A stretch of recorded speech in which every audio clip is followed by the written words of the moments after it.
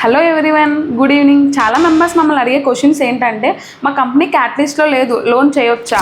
మా working address వేరు and native address వేరు, లోన్ చేయొచ్చా? మాకు శాలరీ వస్తుంది కానీ మా కంపెనీ పేసిప్స్ అనేది ప్రొవైడ్ చేయట్లేదు, లోన్ చేయొచ్చా? అండ్ రీసెంట్గానే జాయిన్ అయ్యాము, ఇంకా 3 months శాలరీ కూడా క్రియేట్ అవ్వలేదు, లోన్ చేయొచ్చా? అండ్ రీసెంట్గానే చాలా ఎంక్వైరీస్ అయ్యాయి, లోన్ చేయొచ్చా? ఇలాంటి డౌట్స్ చాలానే అడుగుతున్నారు.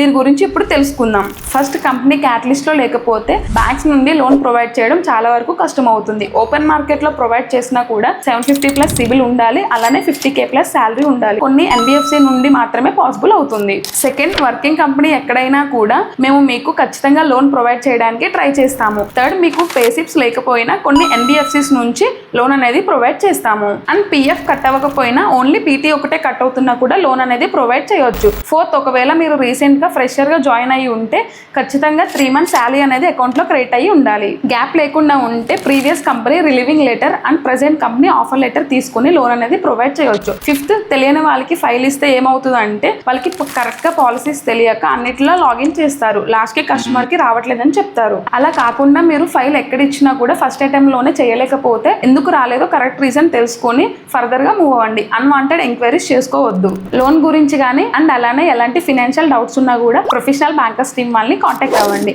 ఆల్ ఓవర్ ఇండియాలో మీరు ఎక్కడ జాబ్ చేస్తున్నా కూడా మేము లోన్ అనేది ప్రొవైడ్ చేస్తాము. అండ్ మోర్ అప్డేట్స్ కోసం ఇన్స్టాగ్రామ్లో మన పేజ్ని ఫాలో అవ్వండి. Thank you.